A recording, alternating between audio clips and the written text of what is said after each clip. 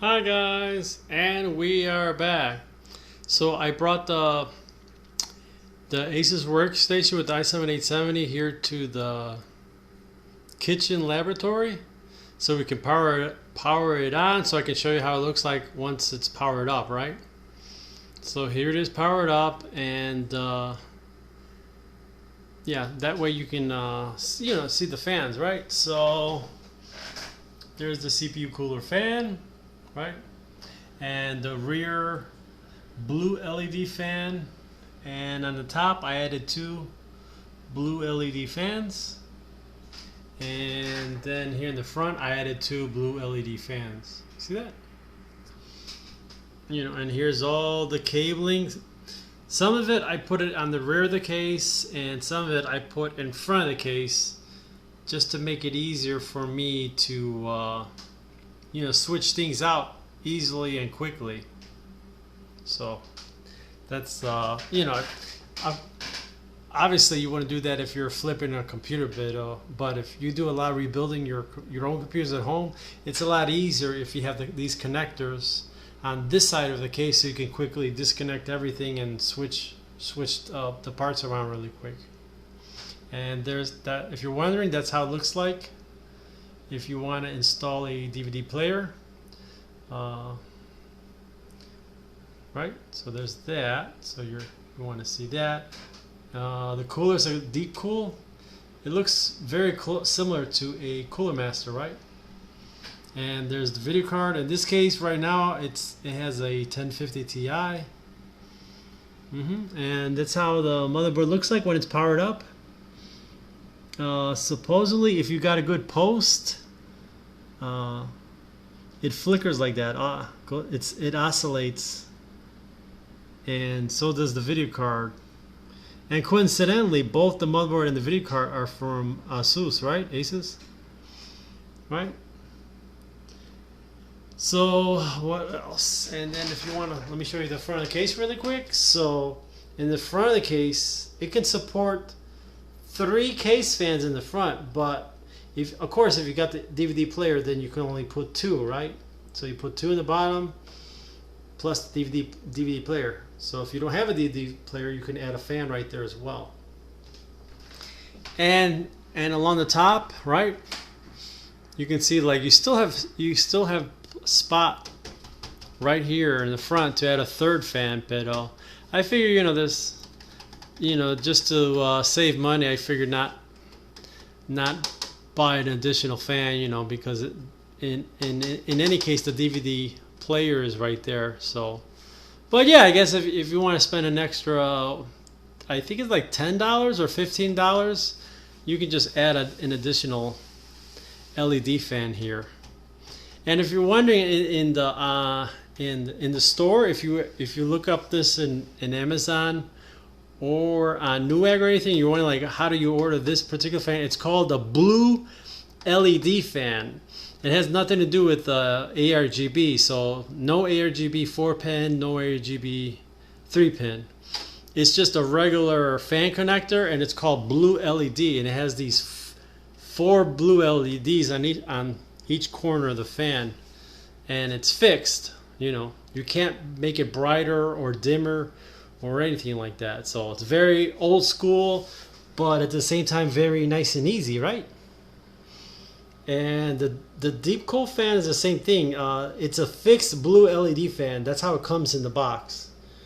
It's kind of an older school model. This particular model has already been discontinued. I think if you can still find it, it's ARGB only. You can't actually buy a blue LED only fan. So I figure maybe you're wondering about that. And I think that's it. So let me put the camera on the tripod, and then we'll run a video game really quick. Just maybe you want to see that really quick, and then we'll end this video, and then we will move on to the other computer builds that I finally finished. So I have, let me see, I have 4 more. I got 4 more PC builds that I finally finished. So I figured now that all the computers are built, I'll make a quick recording of all the computers, so you know, maybe you can see the differences and nuances of each computer. So, but let's finish this off. Let me put this on the tripod. Let me play a little bit of a video game really quick so you can see the MSI Afterburner a little bit, and then we'll move on to the next computer. Ciao. Hi everybody and welcome back. Yay. So I loaded up Cyberpunk, and I already installed and loaded up MSI Afterburner.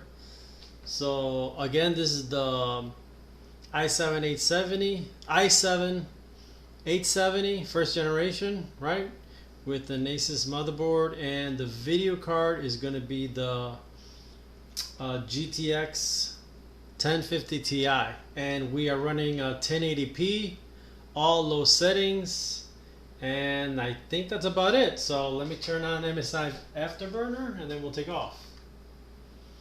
Okay, so MSI Afterburner, and I blew it all up for you as large as possible so you can see the numbers. Okay, and then let me reset the minimum and maximum. Okay, everything's reset. Okay, so here we go. I connected my controller, and we're just gonna drive around for I'd say maybe 10 minutes, just to give the CPU, engine, and video card a little exercise, right? So let's see, we're starting right now at the 1 minute mark. Okay. Okay, so there's all your numbers, if you're wondering. We have it's a 4-core, 8-thread CPU, so that's why you see 8 threads, right? And this is similar, I guess, to the other day I was trying out the FX 8300, and it's pretty close to this computer, the percentage wise on the threads, because that also is an 8-thread CPU. So that kind of feels like this one, you know, if you guys are wondering. I'll show the FX83 on a separate video. It should be on the, I'll try to record it maybe today or later tomorrow, and then I'll upload so you can, if you're curious how it looks like. Okay. What else? This is a 1050 Ti, so you know, of course, you know, the FPS is going to be a little low, right? What's our FPS right now? Oh, 24 FPS, really? That is kind of low. Well, I guess it is a 1050 Ti. With a GTX 970, it should stay a little bit above 30 to... It runs between 30 and 40 FPS in this particular scenario. I actually have a 970 installed in an FX 8350, so look at the 8350 and then you can see how that video card runs in this particular game. This is the only video game that I'm gonna play, you know, because I don't want to be here all day testing video games. Sorry.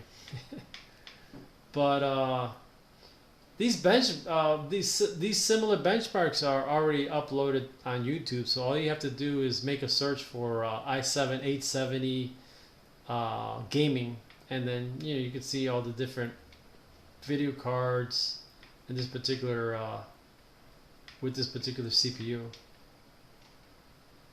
But yeah, for older video games, you can pretty much continue to use the CPU forever and ever until either the motherboard short circuits and it dies, or I guess the CPU short circuits and dies, you know. But more likely it will be the motherboard, unfortunately. And you know, these motherboards are becoming more and more harder to find, right? So they're not making them anymore. Well, I guess, I don't know, who knows? Maybe in China they're making those generic ones, those brand new generic ones. So maybe you can look into that. Besides the first generation Intel, you can also look at 2nd gen Intel, 3rd gen Intel, and 4th gen.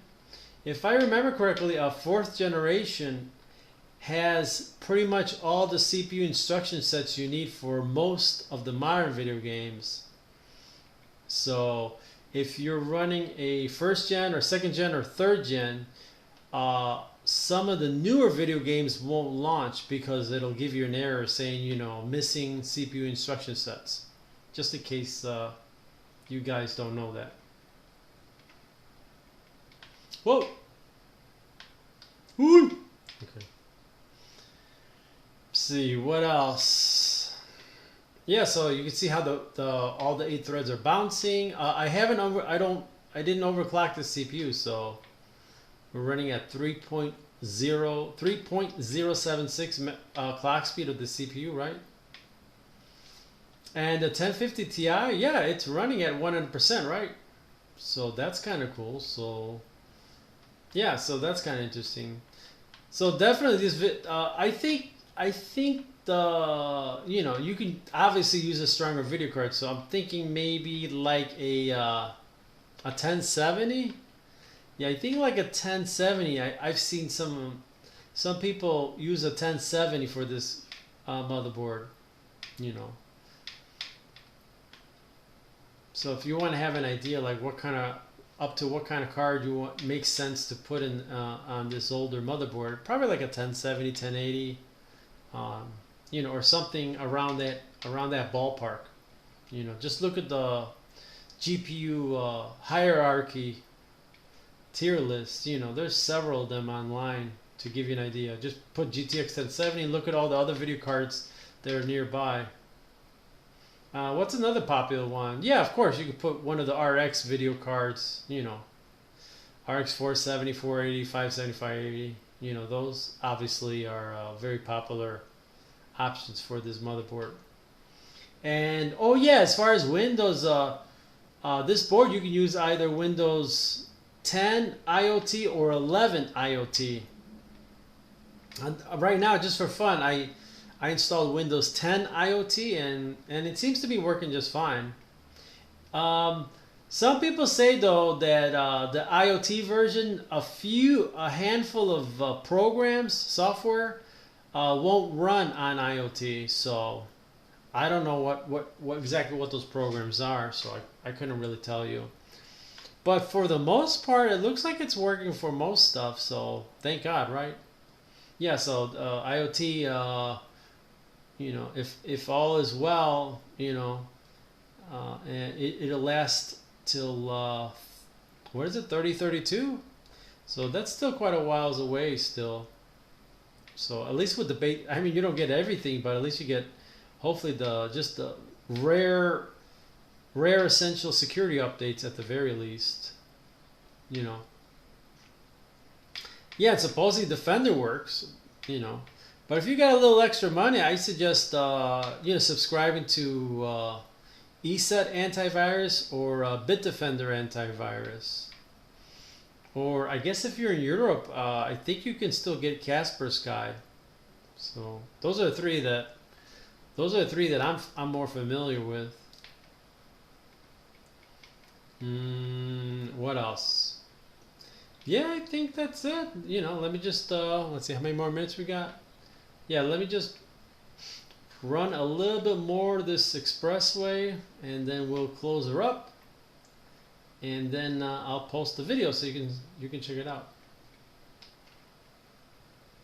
But yeah, oh yeah, so for older video games, I mean, you could pretty much use this computer forever and ever, right? That's common sense, right? So just take, you know, if you have an older computer like this, take really good care of it and try not to short circuit anything. You know, because once the motherboard fails, then then you have problems. Unless you can, well, I guess you can still fall back, and if you can find somebody that's good at repairing motherboards, you know, you can go down that route. You know, so that's I guess that's always still a possibility if you can find somebody that knows how to work on motherboards. So if that, you know, if that's a possibility, then yeah, I definitely would urge you to, you know, don't throw away the motherboard, save it. You know, maybe you come into contact with somebody that knows how to work on motherboards and replace whatever's faulty on the board, because it's highly unlikely that the whole motherboard is damaged. Maybe it's just a transistor or capacitor or something, or maybe the BIOS. You know, the BIOS chip got damaged or something. Ooh. Sorry. Oh, my favorite radio station in Cyberpunk is, I think it's called the Spanish channel. It's called Latino Principales. At least I think that's what it's called. But yeah, that's my favorite channel. I usually leave that one on rotation. I think we're almost done. We're coming up to the end. I think we came full circle on the main expressway, didn't we? Yeah, so let me just, once we come up to this intersection, we've come full circle. So let me just get past this street lights, and then I think that's enough. We can call it a day, and then we can move on. Let me show you the next computer build after this. You know, while I still have battery life on my camera, right? Okay, so yeah, we passed that major intersection. That's like a really heavy intersection. Okay, so I hope you liked that little segment, and yeah, let me close this up, upload to YouTube, and then we'll go on to the next computer build. After this one, I still got to show you, if you're interested, I got 4 other old school builds that I did. So, and that's it for this segment. Have a good weekend, everybody, and ciao.